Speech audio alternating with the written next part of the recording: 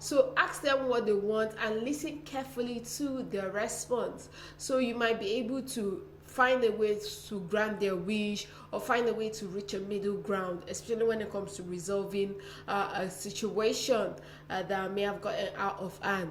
The next one is ask about wider issues. Yes, is the customer happy generally with your service or product?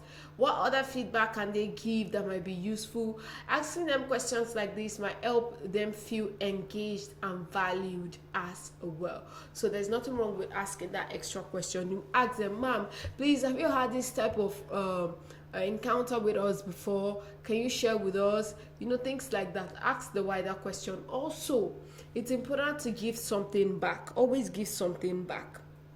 Like I've mentioned it before, I had a similar situation with a brand that sells food, and something happened with my order, and that was not the first time it was happening, and I got really really upset, and I had to tell them that seriously, I just feel like I have a very abusive relationship with you guys. This same thing keeps happening over and over and over again, so what would you do to fix the situation and all that? So the lady who was attending to my complaint decided to give something back. She decided to offer me a bottle of juice as compensation. So you might want to do more than just resolve the problem. You can go further, maybe offer them a discount on their next bill, or send them a voucher for your products or services, or offer them something free or a small additional gift. The small additional cost will also help you retain them as a customer. Also, it could help you retain them as a customer. The next one is confirm your solution. So go through the details of your proposed solution on the phone, then follow up by mail or text messaging or through WhatsApp messaging. Make sure your agreement is fully understood on both sides. It's important to reiterate that. Not that the customer will assume that you want to give them a house and then you're compensating them with just 5,000 naira voucher. So your customer will feel engaged, and it will reduce the risk of disputes and misunderstandings later. Also, keep in touch. Get a member of your staff to follow up with the customer a week later. Check that as well. And find out if they are happy with the process, or find out if they are they're happy with how you resolved the issue and all that. So it also shows that you're proactive about your brand, and that you're proactive about customer complaints as well. However, there's something that I would like to reiterate. As an SME, it's important to not ignore complaints. In fact, no matter how nonchalant you feel that complaint is, it's important that you do not ignore it. Always respond to customer complaints. Yes.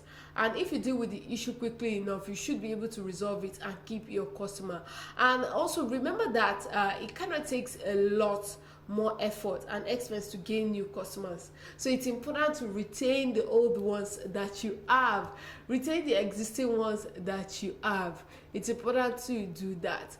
Complaints are part of business, part of life, part of whatever it is that you're doing. So do not find it weird or absurd when someone complains about your services or your goods or whatever it is that you're doing. Do not find it weird. Instead, accommodate them and ensure that you provide proactive solutions to their complaints, and be prepared for anger and emotion. I tell you, if you own a business, people will always come at you for no reason, even the most valid reasons. Although the customer may have a valid reason, but there are people who don't know how to manage their feelings and emotion, especially when they are upset. So you shouldn't take that out on them as well.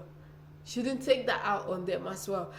though I feel like sometimes it can really get to you when customers start calling you names and all sorts. So respond rationally, not emotionally. Rationally by providing solutions to the situation, not emotionally by letting your emotion get the best of you, and then you blurt out certain words that you should not do. So how do you respond rationally? Make it easy for them to complain. Respond to their complaints quickly. Be polite.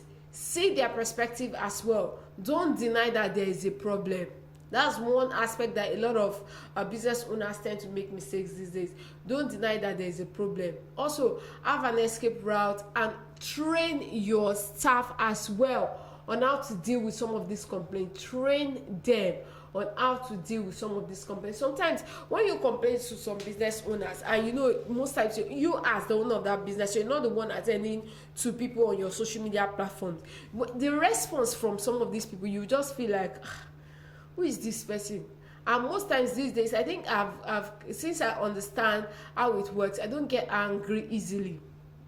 I just, say, well, I'm very sure it's not the owner of this business that is responding this way, because if it is the owner, they wouldn't respond this way, because they know their business is at risk when customers are complaining and they are responding in such a manner. So it's important that we incorporate some of these things, especially when it comes to customer complaints, and always envision complaints. No matter how perfect your product or your brand is, people would always have complaints about your services. Just use this as a tool to continue to grow your business, continue to move your business to the next level. So that wraps up the BSR SME focus today. You can share with me ways through which you've been resolving customer complaints. So you never can tell, you might be helping someone. Our studio line is open. It's 08097910073. A quick break and I'll be back. It's your number one business radio.